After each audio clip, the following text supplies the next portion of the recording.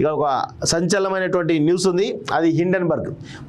ఈ దేశంలో ఉన్నటువంటి అపర కుబేరుడు ఎవరైతే ఉన్నారో, మోడీకి అత్యంత సన్నిహితం చెప్పుకున్నటువంటి అదాని సంబంధించినటువంటి అనేక విషయాలను హిండెన్బర్గ్ రిపోర్టు బయట పెట్టడంతో కొన్ని లక్షల కోట్లు, 10 లక్షల కోట్లు ఆవిరైనాయి ఆనాడే.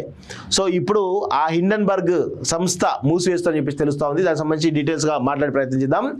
హిండెన్బర్గ్ రీసెర్చ్ మూసివేత, వ్యవస్థాపకుడు నాథన్ అండర్సన్ ప్రకటన, ఎవరి ఒత్తిళ్లు బెదిరింపులు లేవని వెల్లడి, సంస్థను నడపడం సాహసం అని వ్యాఖ్య, జీవితంలో ఒక అధ్యాయంగా అభివర్ణన అన్నట్టు ఒకటి చూస్తున్నాం. నాకు తెలిసి భయపడ్డట్టున్నాడు, చిచ్చా భయపడి పోయినట్టున్నాడు, నాకు అదే అనిపిస్తూ ఉంది.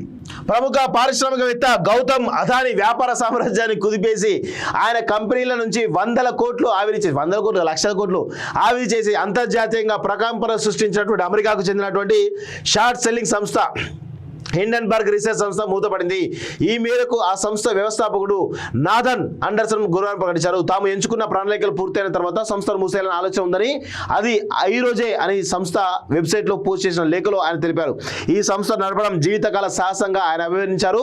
ఈ నిర్ణయం వెనుక ఎలాంటి కారణాలు కానీ, ఒత్తిళ్లు కానీ, బెదిరింపులు కానీ, ఆరోగ్య కారణాలు కానీ, వ్యక్తిగత కారణాలు అంశాలు ఏమీ లేవు. గతంలో నన్ను నేను నిరూపించుకోవాలని భావించేవాడిని, ఇప్పుడు జీవితంలో తొలిసారిగా నేను కంఫర్ట్ జోన్లో ఉన్నానని అనిపిస్తోంది. హిండెన్బర్గ్ సంస్థ నన్ను నిర్వహించే ప్రధాన విషయంగా కాకుండా నా జీవితంలో ఒక అధ్యాయంగా మాత్రమే చూస్తున్నాను అని లేఖలో అండర్సన్ వెల్లడించారు. కాగా హిండెన్బర్గ్ సంస్థ మూసివేయడం అంటే మోదానికి క్లీన్ చిట్ ఇచ్చినట్లు కాదని కాంగ్రెస్ పార్టీ వ్యాఖ్యానించింది.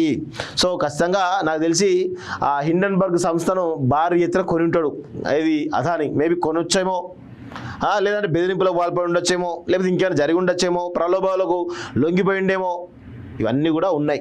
హిండెన్బర్గ్ సంస్థ మూసివేయడం అదానికి ఒక గుడ్ న్యూస్గా మనం చెప్పొచ్చు, కాంగ్రెస్ పార్టీకి షాక్గా మనం చెప్పొచ్చు.